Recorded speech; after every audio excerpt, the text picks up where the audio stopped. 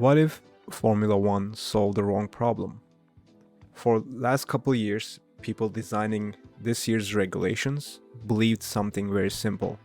Fans love overtaking. So the logic was straightforward. If we increase the number of overtakes, the racing will become more exciting. It sounds perfectly reasonable, but there's a problem.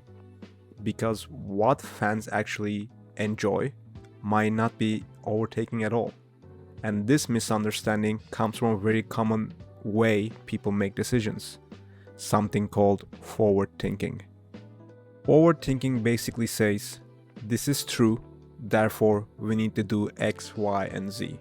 Similarly, the people who created the new regulations probably said something like, people love watching overtakes, therefore we need to increase the number of overtakes. Forward thinking has often been praised and rewarded. And if you make decisions using forward thinking, it becomes very hard to dispute. Imagine yourself in a room with F1 stakeholders presenting new regulations, and you say, people love overtaking, therefore, with these new regulations, we will increase the number of overtakes. And if the decision goes wrong later on, you can't really be blamed. You made your decision based on a truth, because there's no subjectivity involved, and therefore your conclusion seems justified. But sadly, forward thinking often take these truths and refuse to question them. They are treated as absolute truths, and in reality, they are not. I'm not saying forward thinking is bad. It is actually very useful, exploring opportunities, and absolutely deserves to be discussed. The issue is how these data-driven truths are treated like monoliths, without understanding the emotions and human behavior underneath them. Let me give you an example. On YouTube, videos lose about 90% of their viewers after 3 minutes. So, if you use forward thinking and treat this as an absolute truth, we should conclude that we should never make videos longer than 3 minutes. That sounds ridiculous, right? But sadly, in many parts of entertainment industry, this type of forward thinking dominates because it's being rewarded. You can see, as last year F1 CEO Stefano Domenicali said, we need to shorten the races, it's a bit too long for young people. Now, there's another problem here. There's a big misunderstanding about what overtaking actually means, both to the audience and the people who make decisions.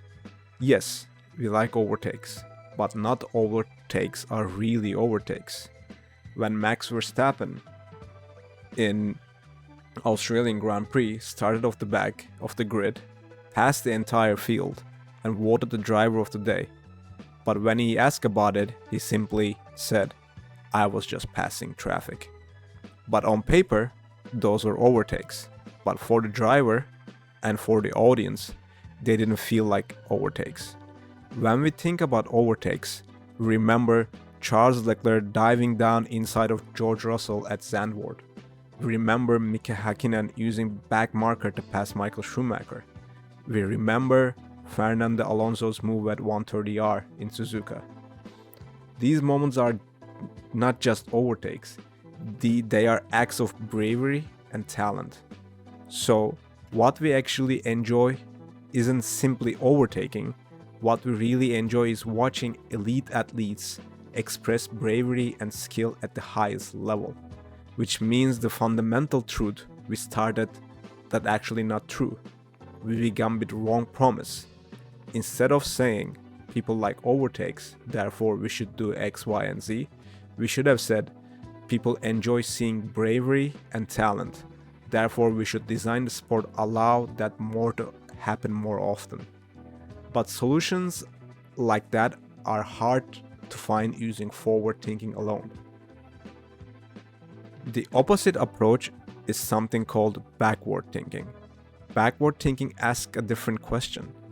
It asks, what will have to be true if you want more moments of bravery and talent, Can we imagine a world where the system is designed differently?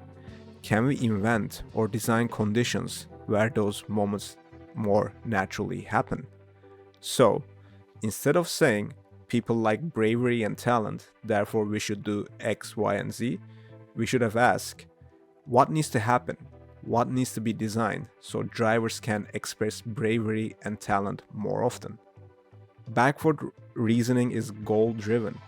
So it starts with a desired outcome and work backwards to discover what conditions will allow that outcome to exist. This type of reasoning requires creativity, and once the solution is found, designers and decision makers should apply one more additional filter. The solution to this problem will be simple.